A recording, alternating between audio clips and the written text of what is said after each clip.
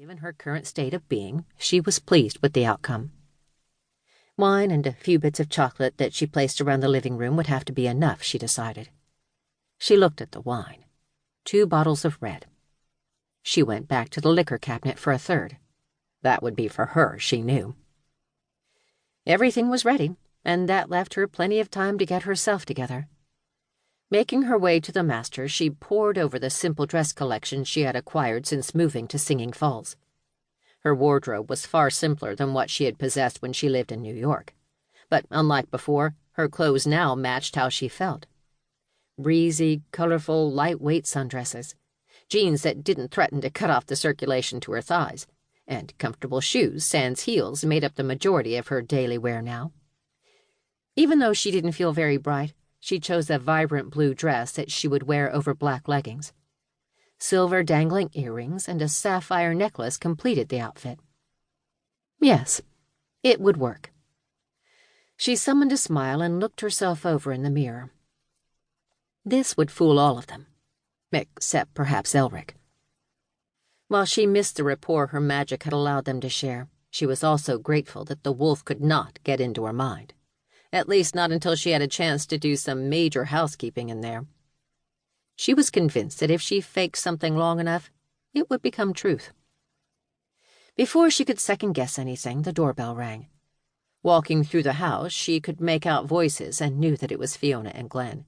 They were always early, because Fiona was terrified of ever showing up late to an event and making a bad impression on someone.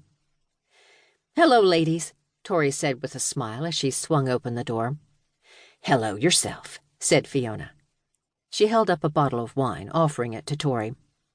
"Fiona, I told you not to worry about bringing anything." "We aren't up north," said Fiona. "No way we're showing up empty-handed." Torie took the wine and stepped aside, letting her guests file in. Glenn gave her a quick peck on the cheek and a squeeze on her upper arm as she passed. "So, are you okay?" asked Fiona, spinning to face her friend. "Yeah, I am. It's a beautiful day out. I'm glad the weather is finally turning." "Oh, not that," said Fiona.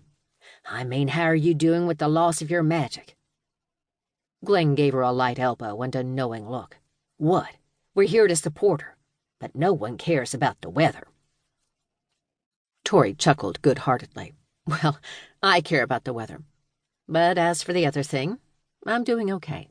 I'm adjusting." "I'm sorry," said Glenn. "We certainly don't need to talk about this."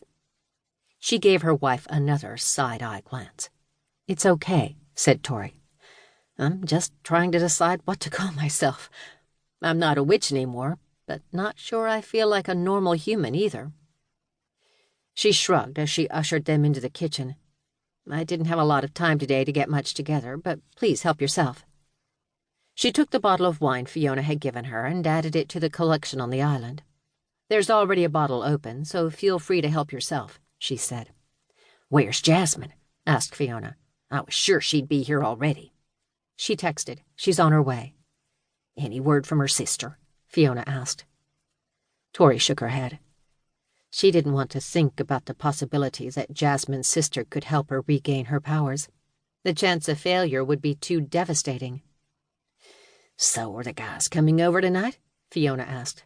"Not tonight," said Torie. "I thought it might be good to just have a girls' night for once." She noticed the look Glenn gave her, but refused to meet her eyes.